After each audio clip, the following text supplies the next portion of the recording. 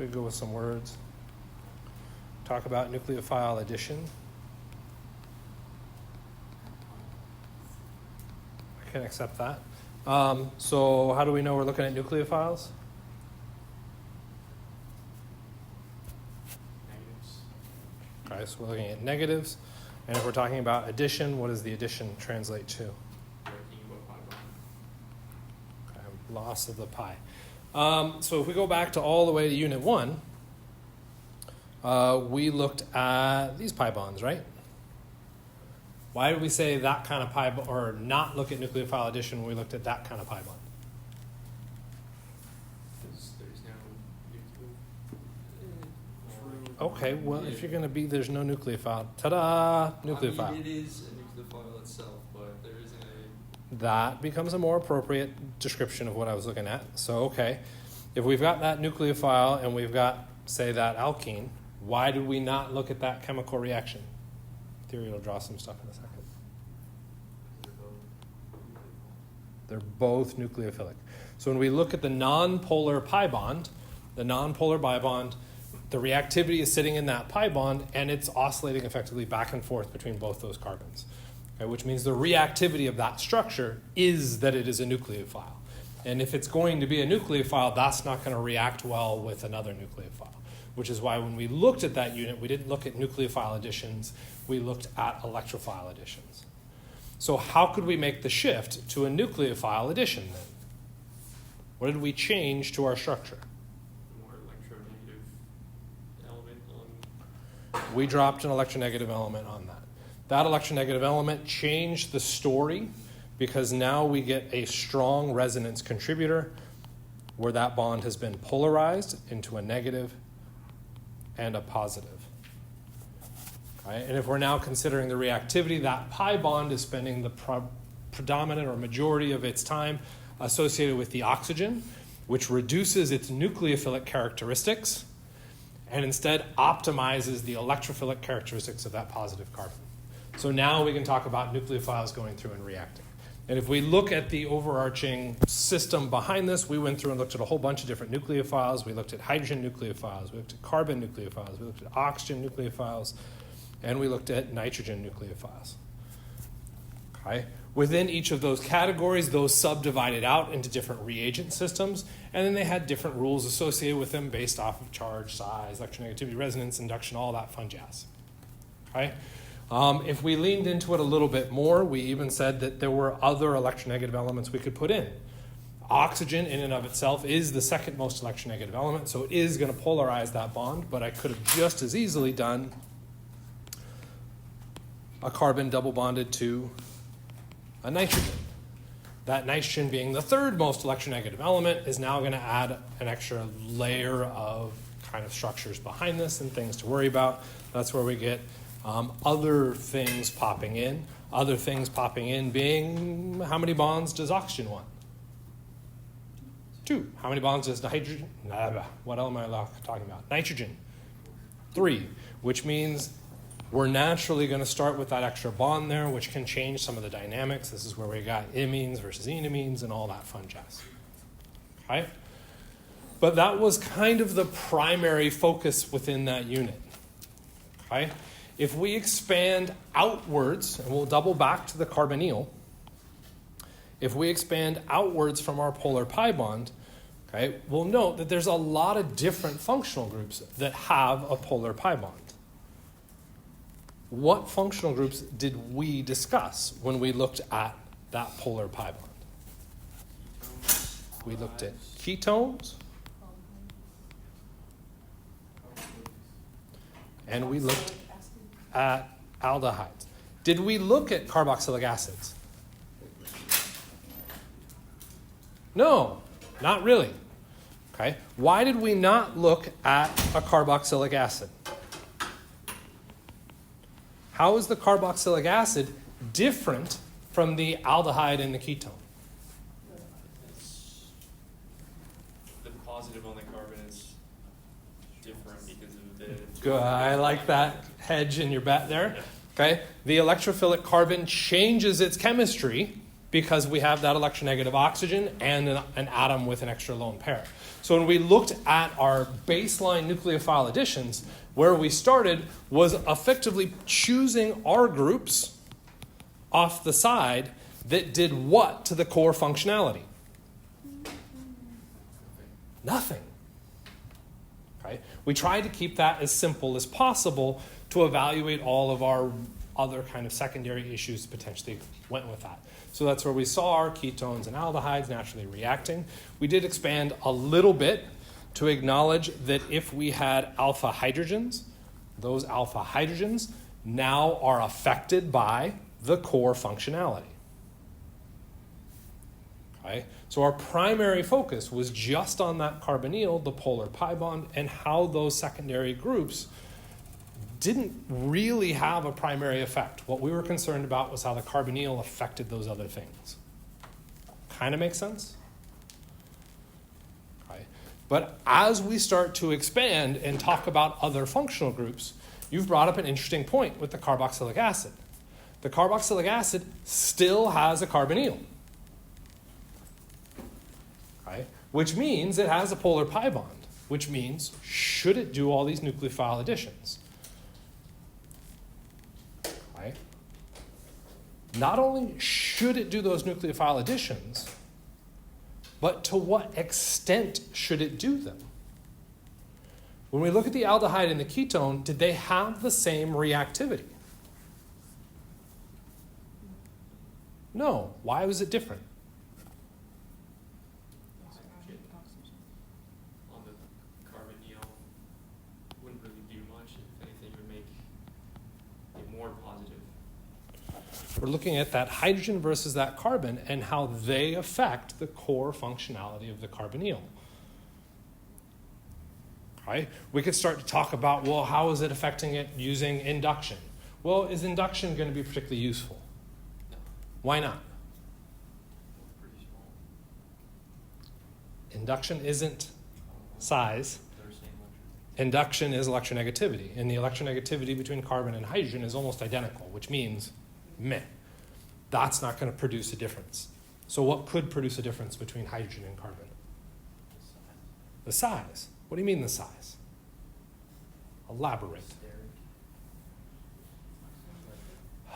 First, get me the difference between carbon and hydrogen, and then you can start to say how that difference would manifest. Carbon is bigger. Carbon is bigger. Why is carbon bigger? Careful with that. It doesn't have 12. It has 6 electrons where hydrogen would have 1 if we're looking at their neutral states. So there's more electrons. More electrons means larger size. Okay? Got to be a little bit careful with more electrons being larger size because oxygen has more electrons than carbon, and yet oxygen is, Same size. depending on how you want to look at it, either smaller or the same size. Okay? I'm fine with same size. The size is negligible as an effect. Why is carbon then larger than hydrogen when oxygen is not? Different balance. Different valence shells. Okay, so it's going all back to those atomic effects and how those things scale out. Which means when we go through, if we were to attempt to size differentiate those things, we could go through and say our carbons with their electron clouds look more or less like that with the clearly exact same size circles. And our hydrogen would look something like this. What does that do to our reactivity difference between these? Now you can go to your conclusion. Carbon gets in the way.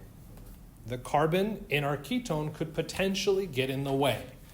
Okay? Does it get in the way a lot? That's a harder question. What's reacting on the carbonyl?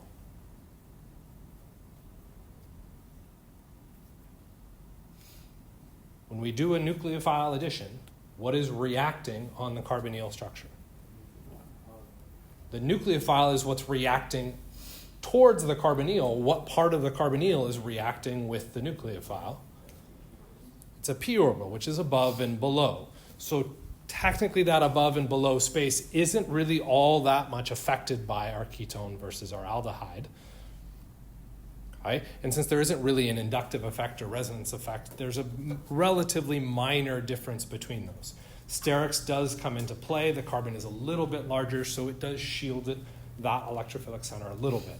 So if we were to look at the reactivity, the aldehyde we'd put higher than the ketone because sterically it's more accessible. Kind of makes sense? Okay. Well, this next unit, what we now want to do is say, well, what other R groups could there be? Does it have to be just hydrogen and carbon? No, because you're aware of other functional groups that have carbonyls. You already suggested one, carboxylic acid. Now when we look at that R group is an oxygen. And that oxygen is going to have potentially multiple effects. I'm actually not going to color in that hydrogen. What are the multiple effects that that oxygen could potentially do? Okay. One option, it has lone pair electrons. Remember those implied lone pair electrons that we need to be aware of? And if we've got lone pair electrons, what could those do? They could resonate inwards. As it resonates inwards, it's going to kick that pi bond out. What's that going to do to the electrophilic characteristics of that carbon? Is that carbonyl carbon going to be more positive or less positive than the cases with our ketone and aldehyde? It should be less positive, which means the reactivity is going to be lower. When we put our first initial statement on this, sorry, here's the bus. What did we say the oxygen could potentially do? How could it have an effect? Take electrons from the carbon. It could take electrons away via induction. Right, which means we have conflicting analyses. We either look at induction or we look at resonance within that analysis. Which one wins out? Resonance wins out.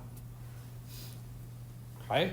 And if you're ever at wonder, like, well, how would I ever remember that? Remember, we have charge, size, electronegativity, then resonance before induction. Okay? So that list still is useful to be able to predict this. But what does this now set up for us? Number one, I don't have to worry about the induction. And I'm now just concerned with resonance. And this now says that this molecule's reactivity is lower than that of the ketone and aldehyde because the electrophilic carbon is different. Kind of makes sense? Okay. Which now sets us up with the next question where we can get up and do a little bit of walking around and drawing some stuff on boards. Let's identify some other carbonyl structures. And as you identify them, start to figure out and come up with a ranking system on where you think they should fall. Should they be more reactive? Should they be less reactive? And more reactive and less reactive than what? Than the acid? Than the aldehyde? Than the ketone? And my response to that is going to be yes.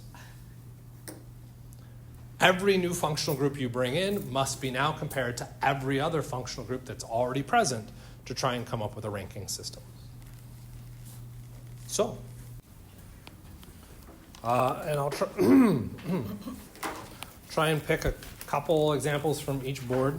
So as we were navigating this, so like that example. What is the example we looked at over here? I should pause. So this board over here, where we're going to start. Oh, I totally just changed my mind. Oh well. Okay, H versus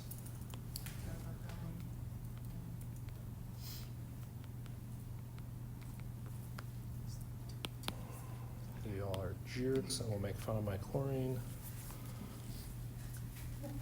Okay, reactivity difference between these. So people at this board, you guys want to give me a little summary? What you decided was more reactive? And why?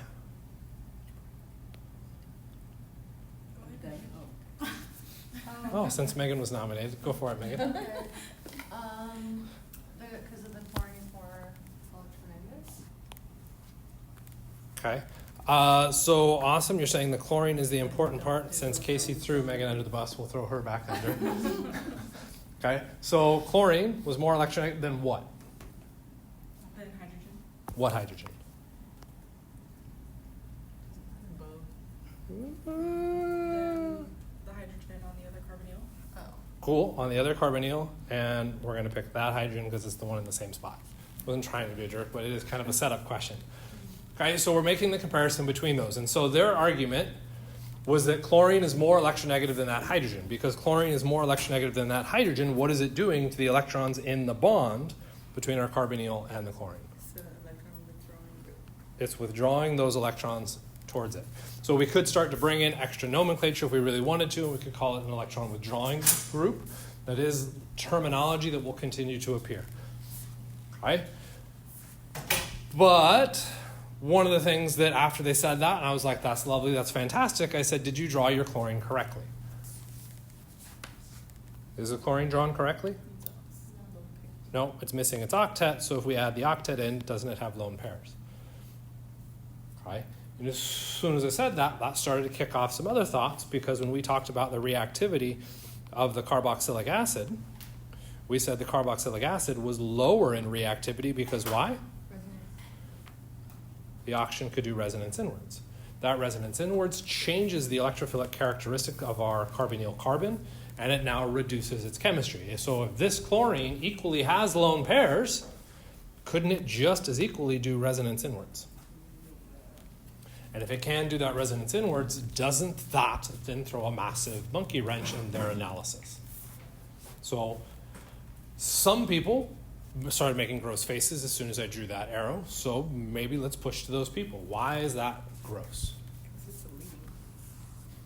Because it's a leaving group. It's not leaving, so I don't care.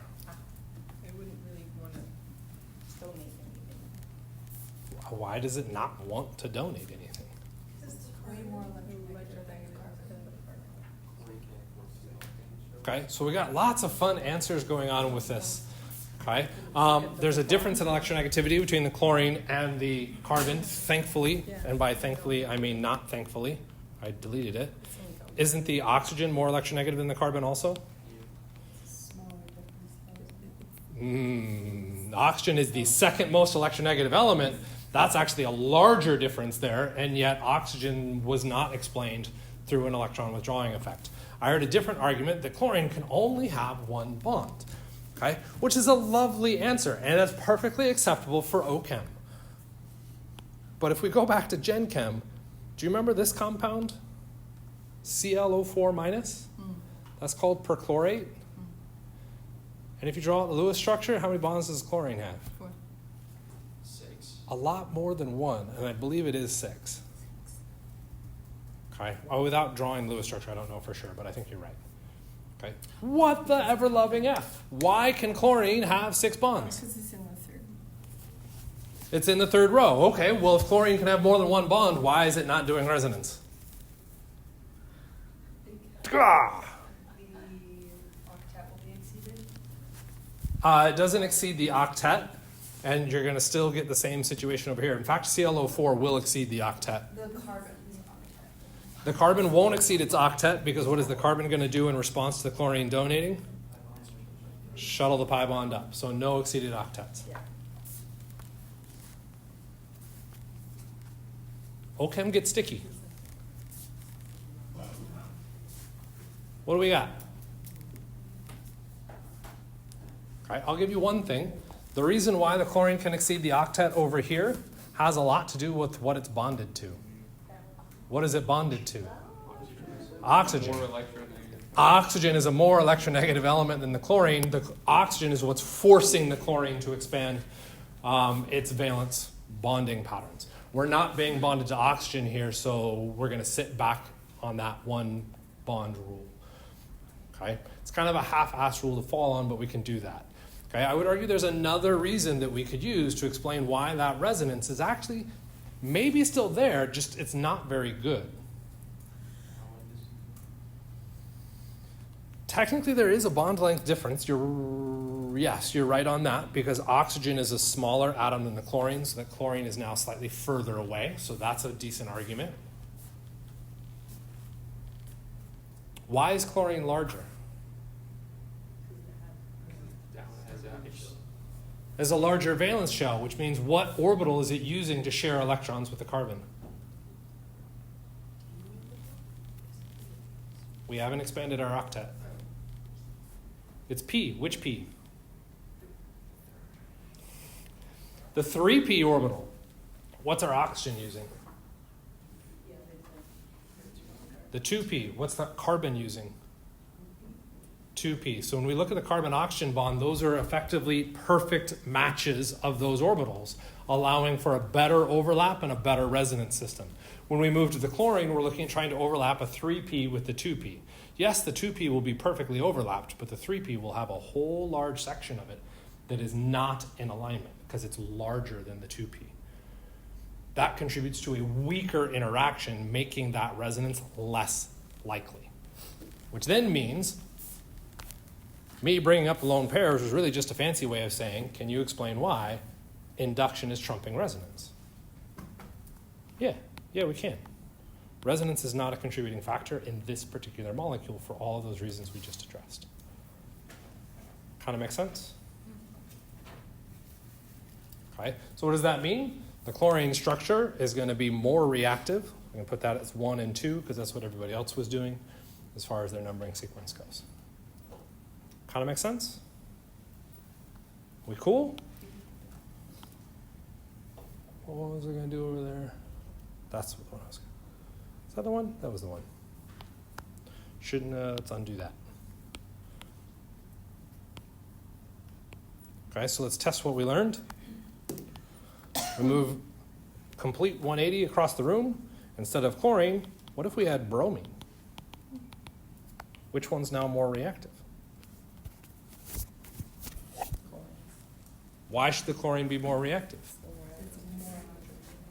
Because it's more electronegative. Chlorine is more electronegative, therefore its polar charge, right? That's that positive sign. That inductive effect is a stronger inductive effect than the bromine. Therefore, the chlorine structure should be the more reactive one.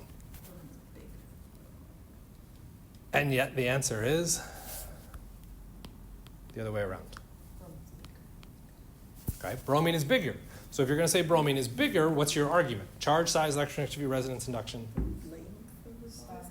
Size. Okay. What's the reactivity we're evaluating? The carbonyl carbon. So when we charge size, we're talking about the atom effect of the atom that is reactive. The atom that is reactive that we're making a comparison in all of these cases is the carbon. So this is not size right out of the gate because the carbon is the exact same size all the way through this. Okay, so then what would explain this? If it's not size or electronegativity, we can now go to resonance and induction, and we say, well, induction, the chlorine's more inductive. Shouldn't it be more reactive? Okay, so this is where we can lean into the argument for when they said size, what is the size in reference to? That bromine is larger in size, which means when we draw this to scale, the bromine is further away. Does that just mean it's easier for the nucleophile to attack the carbon? We run into weird gray area with that, okay? Because when we talk about that, what's reacting on the carbon? On the carbon? Mm-hmm. The p orbital? The p orbital, which is above and below the planes of the bonds, which means that bond being further away isn't really changing too much, that top and bottom. Okay. Really that's changing is that your bromine bond is weaker in general. Because it's weaker in general, it's not sharing as much electron density with our carbon, making the carbon even more positive than where we started. So with the halides, if you were to rank all the halides, the order of reactivity would go opposite the electronegativity? Yes. So iodine would be the most reactive? Yep. Kind of neat, right? What we're trying to do is use some of those basic principles to explain some of the differences in chemistry behind these. Okay, we've got the carboxylic acid drawn at the bottom, so we'll add another one. Let's go through and draw the functional group that very few people did. How about we add a carbon out there. Let's just make it a CH3 so we don't worry about octets. We'll put a bond out here to a hydrogen. What's our difference in reactivity now? The oxygen, the ester oxygen has to share more of its electron density with the other methyl group. Right? Okay, so because carbon is more electronegative than the hydrogen, the bond out here, let's call it red, strength is different, and because that's different, that's going to change the resonance ability of our oxygen inwards. Does everybody catch that?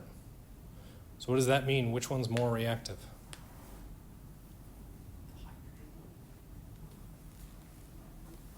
The same one. Electronegativity, oxygen versus oxygen is the same, okay? And then we're saying because it's carbon out here, we're changing the reactivity of that bond, okay? But Tyler's now suggesting that isn't the difference between carbon and hydrogen a negligible difference in electronegativity? Yeah, it is pretty negligible. Okay, which means how much of a difference are we going to expect to see here? A really, really, really small one. So you're effectively splitting hairs to figure out the reactivity difference between these two. Okay? Let's push on this really hard then. Let's design an experiment that would allow us to test the reactivity difference between these. Which means we have to throw a nucleophile at these, right? What nucleophile do you want to throw? A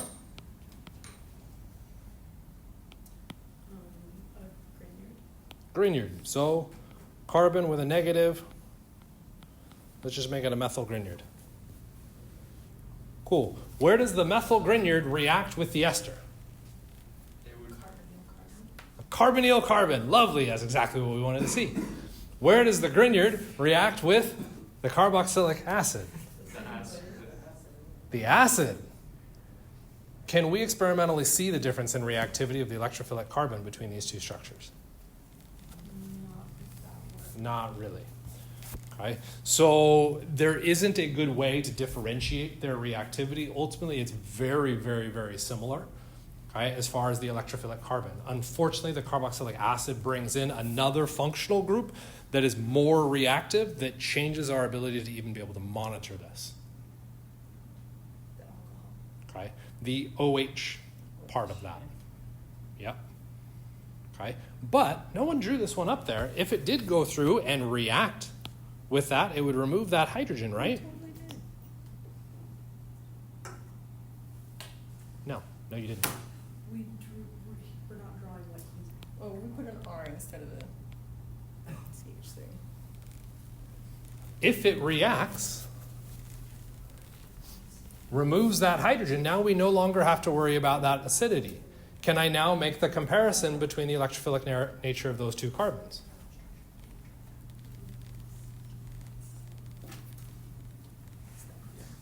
Yeah? Is this going to be the same comparison as I had before? Why not? There's a charge on the oxygen. That charge immediately changes the entire picture. Okay? That lone pair on our oxygen is now very accessible and ready for resonance. Okay? Whereas before we had it tied up a little bit in a bond. What does that mean about the reactivity of the orange one? It's worse. It's worse. The orange one is the bottom of our reactivity. Okay? Technically, there is one stage even lower than that, and that would be carbon dioxide. Okay? We entirely obliterate all assumptions of just a normal pi bond, and we just screw it all to hell. Okay? But when it comes to this particular unit, we really want to see the reactivity of that polar pi bond, and in particular, what we're now looking at is the added complexities of having a functional group out there or an atom out there that has the ability to do resonance or to do induction that we didn't see with the aldehyde and the ketone. Kind of makes sense? So one of the tasks that you need to be able to do for this particular unit is to understand where all of these new functional groups come into play and how they interact differently or similarly to each other and to the carbonyls you've already evaluated, your aldehydes and ketones. because the aldehydes and ketones, for the most part, have already been discussed. If you go through and read the textbook or even look at my lecture slides, you'll note the aldehydes and ketones rarely make an appearance in the carbonyl reactivity chart. Okay? And that's because we already talked about them, so we just pretend they don't exist anymore, like we do with every other section of OChem. They still exist, they're still part of that reactivity scale, and it's something we need to be aware of as we navigate the reactions within this unit. Kind of, sort of? Okay. Yeah, we'll stop that recording.